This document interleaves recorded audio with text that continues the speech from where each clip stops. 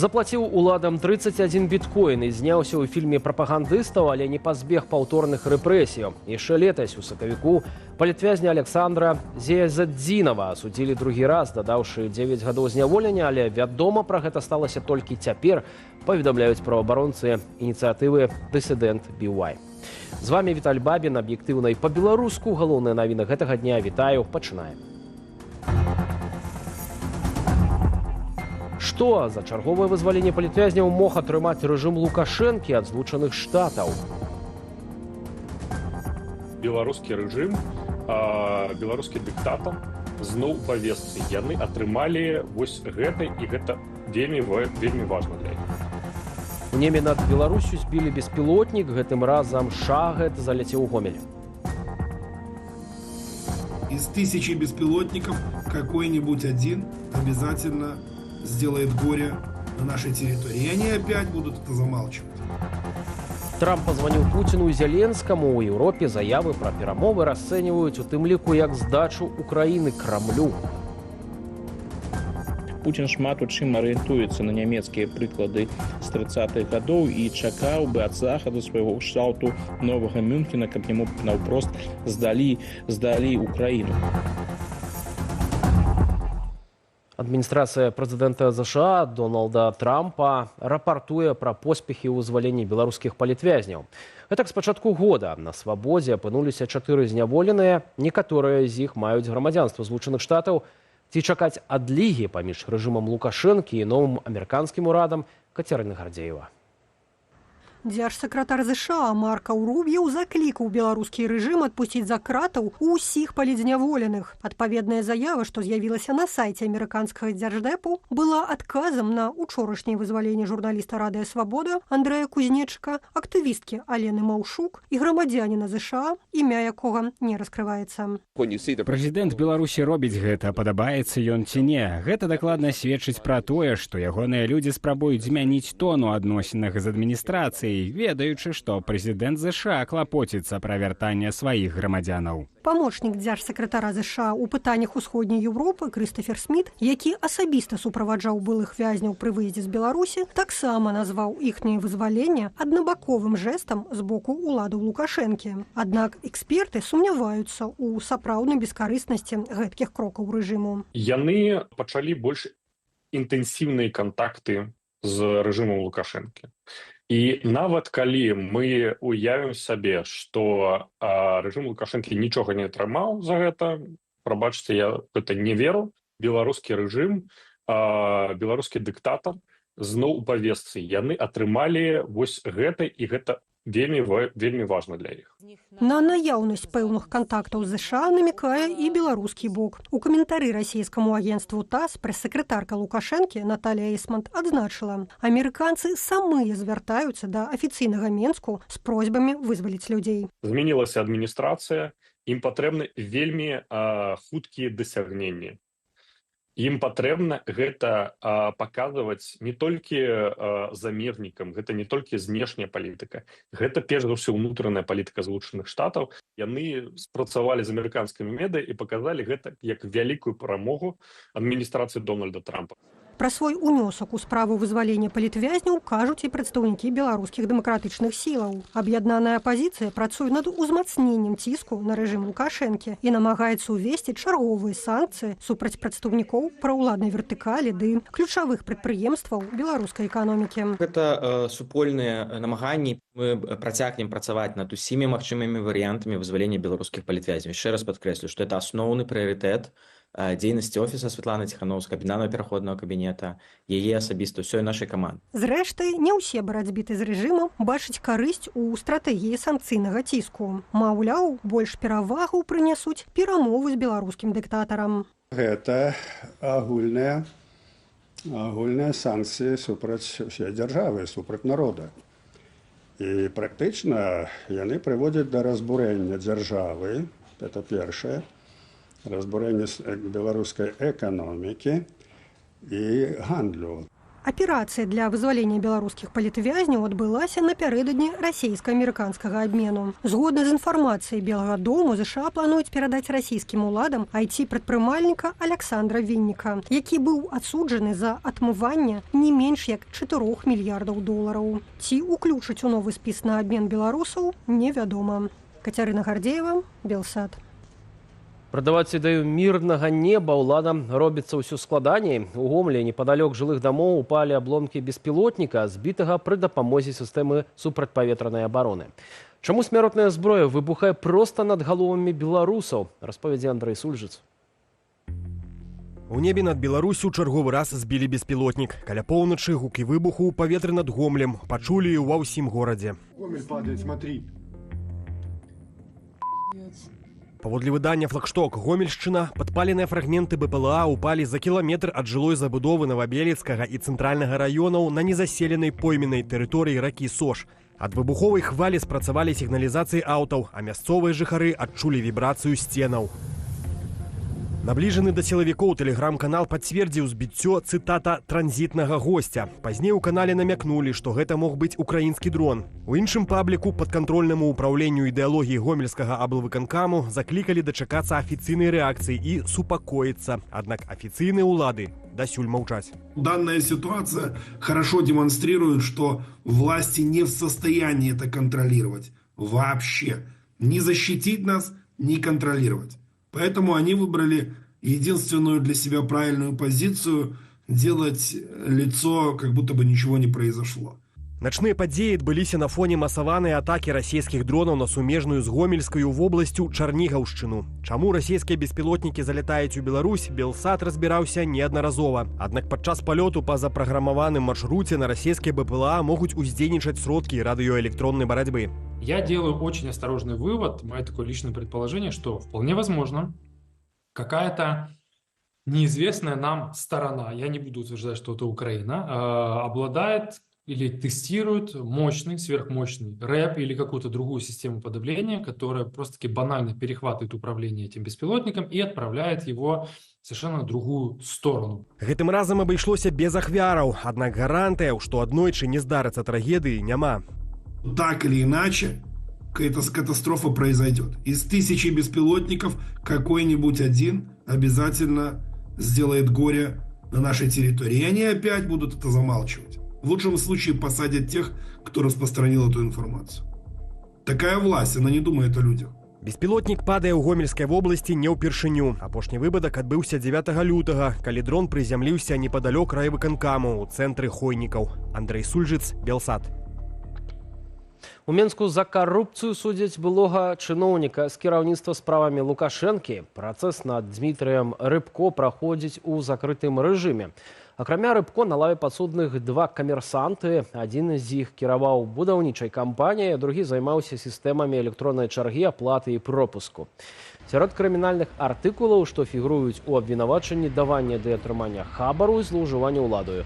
Толькі паводле аднаго з іх экс-службоўцу пагражае да 15 гадоў зняволення. Дмітрыя Рыбко затрымалі на пачатку 24 года. На той момант ён займаў пасаду першага намесніка кіраўніка справамі Лукашэнкі. Агулам у гэтай структуры Рыбко працаваў 20 гадоў. Гэта ўжо не першы карупцыйны скандал у кіраўніцтве справамі Лукашэнкі. У 2005 годзе экс-начальніцу структуры Галіну Жураўкову асудзілі на 4 гады зняволення за буйны крадзеж праз злоўжыванне службовым становішчам. Аднак неўзабаве пасля працэсу чыноўніцу памілаваў Лукашенка.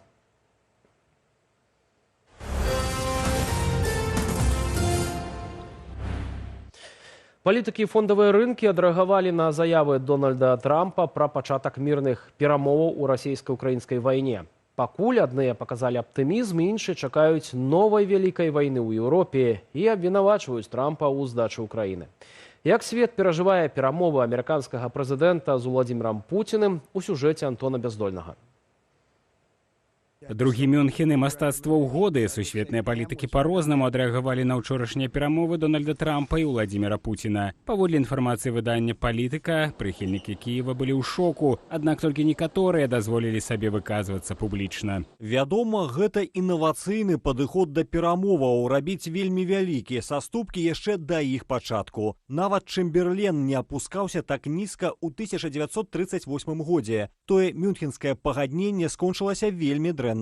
Дзейныя палітыкі адрэагавалі больш асцярожна. Міністры замежных справаў краінаў еўразвязаў у супольнай заяве дыпламатычна паабяцалі працягнуць падтрымліваць Украіну. Пра гэта ж заявіла кіраўніца еўрапейскай дыпламатыі Кая Калас. Польскі прэм'ер Дональд Туск у садсетках выказаў спадзеў на трывалы мір. У сваёй украінскай палітыцы, напэўна, Пуцін шмат у чым арыентуецца на нямецкія прыклады з 30-х гадоў і чакаў бы ад захаду свайго кшталту новага Мюнхена, каб яму наўпрост здалі Украіну. Сёння Владзімір Зеленскі заявіў, што Украіна не прыме ніводнай мірнай дамовы без уласнага ўдзелу. Учора ж ён ацэньваў размову з Трампам як добрую і дэтальную і дзякаваў амерыканскаму прэзідэнту за інтарэс. Верым, што сілы Амерыкі дастаткова, каб разам з намі, разам з усімі партнёрамі даціснуць Расію і Пуціна да міру. Дональд Трамп патэлефанаваў Зеленскаму не адразу пасля размовы з Пуціным. Паміж званкамі амерыканскі прэзідэнт паспеў зладзіць прэс-канферэнцыю. У нас была вельмі добрая размова. Людзі сапраўды не ведалі, што думае прэзідэнт Пуцін. Але я думаю, што магу з вялікай упэўненасцю сказаць, што ён таксама хоча, каб гэта скончылася. Гэта добра.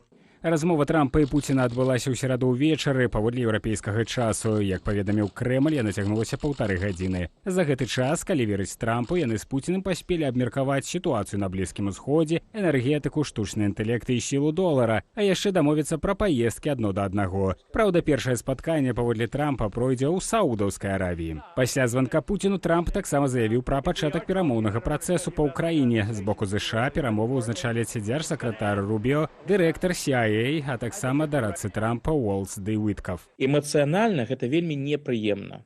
Для ўсіх, хто спачувае ўкраіне, тое, што кажа Трамп і што ён робіць, гэта вельмі непрыемна. Але пакуль вось фактычна, калі паглядзець, не пра ніякую там капітуляцыю ўкраіны, вось пра тое, што нехта злівае ўкраіну, што Пуцін атрымае кантроль над усёй Украінай, ну гэтага нічога няма. У той жа час сам Трамп прызнаў, што не змог прымусіць Пуціна спыніць агонь проста зараз, але паабяцаў гэта ў недалёкай будучыні і падтрымаў словы свайго міністра абароны пра немагчымасць сяброўства Украіны ў НАТО. Антон Бяздольны, Белсат. Працягнем гэтую тэму. Украіна абавязкова мусіць удзельнічаць у будучых мірных перамовах. Такія галасы гучалі ў Брусэлі падчас сённяшняй сустрэчы міністраў абароны краінаў НАТО.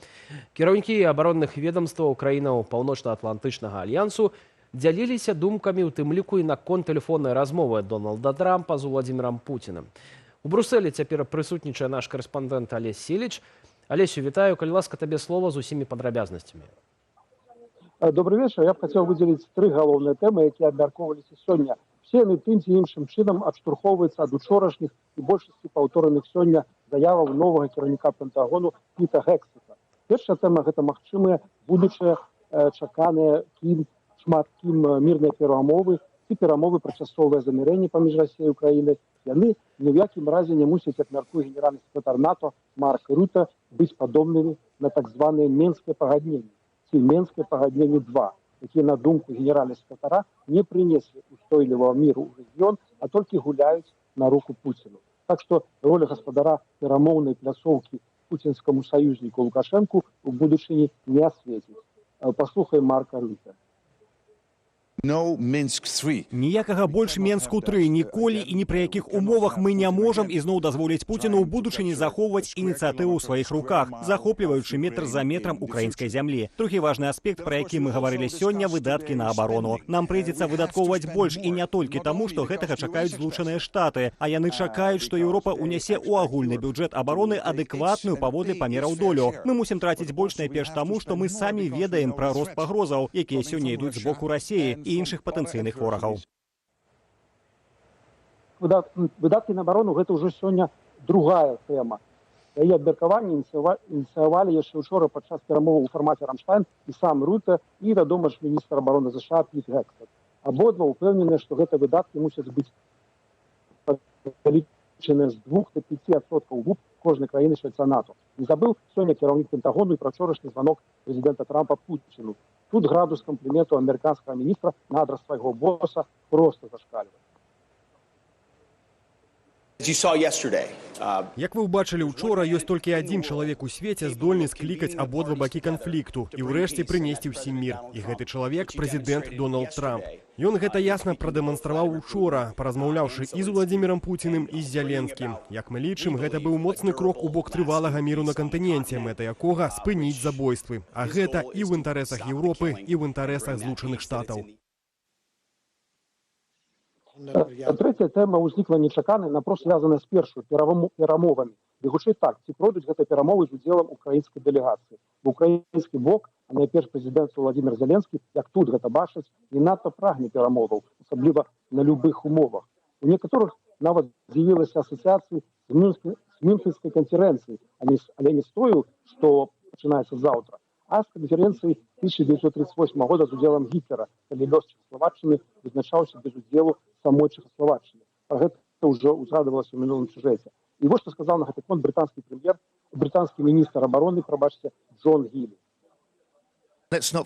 Не будем забывать про тое, что Россия застаецца пагрозай для ўсіх нас і далёка за межамі Украіны. Такім чынам, мой месседж у сённяшніх дыскусіях такі: не можа быць аніякіх перамоваў пра Украіну без удзелу самой Украіны. Голас Украіны мусіць быць у самым сэрцы, у цэнтры любых перамоваў.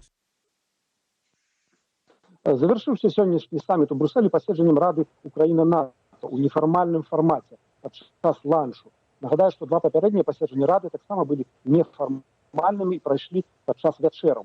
Як даволі сумна жартуюць тут у кулуарах украінскія калегі, статус Рады Украіна-НАТО сёння быў паніжаны з вячэры да ланчу. Але галоўнае, каб не дайшло да перапынку на каву. Віталь? Алесь, дзякуй вялікі за гэтыя падрабязнасці. Спадарства, нагадаю, Алесь Сіліч, наш спецыяльны карэспандэнт з Брусселю, быў на відэасувязі. Мы яшчэ застанемся ў тэме Украіны. Рада нацыянальнай бяспекі і абароны гэтай краіны ўвяла санкцыі супраць былога прэзідэнта Пятра Парашэнкі. Таксама пад абмежаванне трапілі сярод іншых мільярдэр Ігор Каламойскі і былы дэпутат Віктор Медведчук. Пастанову Рады зацвердзіў Владзімір Зеленскі. Санкцыі ўключаюць у сябе пазбаўленне дзяржаўных узнагародаў і адрозненняў, блакавання актываў, забарону набываць зямельныя ўчасткі. Пятро Парашэнка адрэагаваў на пастанову РНБА, назваўшы яе антыканстытуцыйнаю і палітычна матываваную. А замоўцам і выканаўцам гэтага абвясціў Владзіміра Зеленскага. Пятро Парашэнка быў прэзідэнтам Украіны з 2014 да 2019 года. Да пачатку поўнамаштабнай вайны з Расіяй супраць палітыка распачалі некалькі крымінальных спраў, у тым ліку за здраду дзяржаве.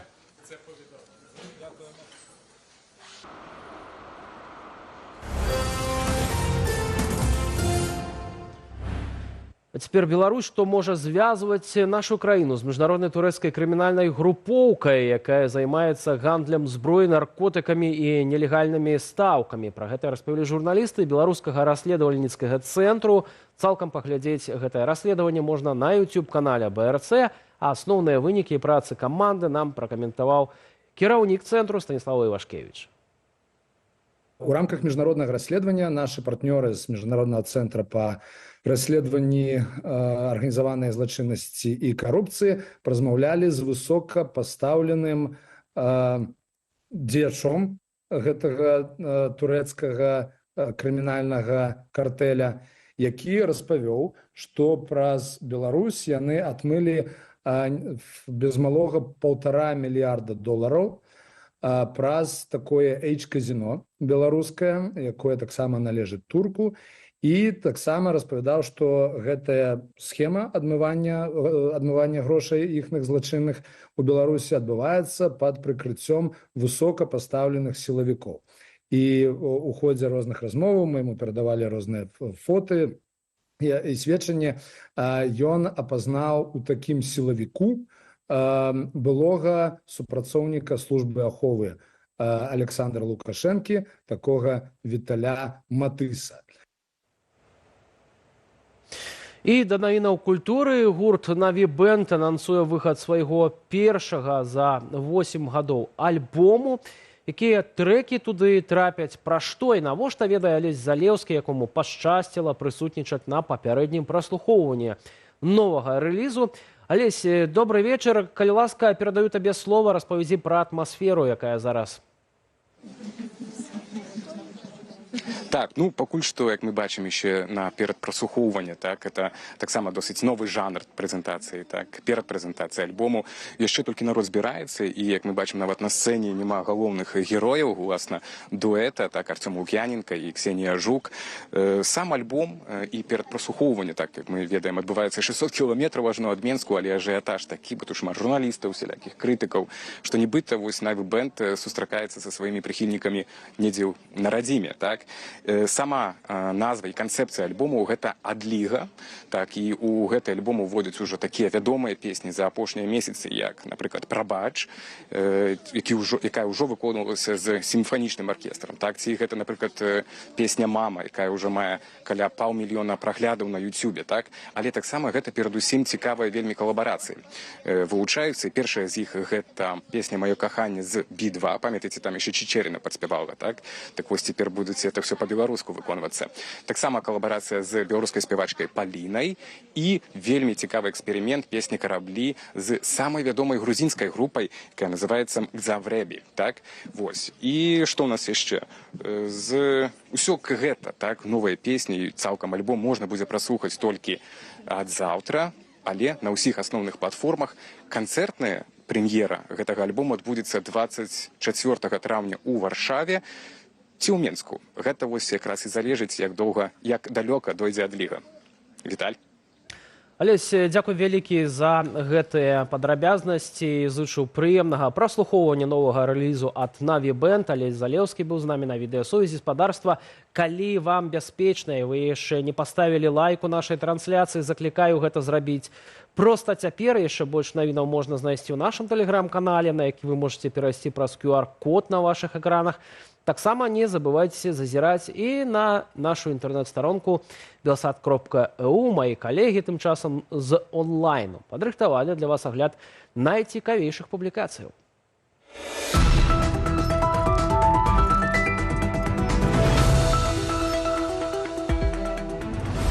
Беларусі рыхтуюцца маштабныя змены ў заканадаўстве аб правах дзяцей. Дэпутаты палаты прадстаўнікоў ужо ухвалілі ў першым чытанні законапраект, які не толькі пашырае дзяржаўныя гарантыі, але і ўводзіць новыя абавязкі для дзяцей, бацькоў і педагогаў.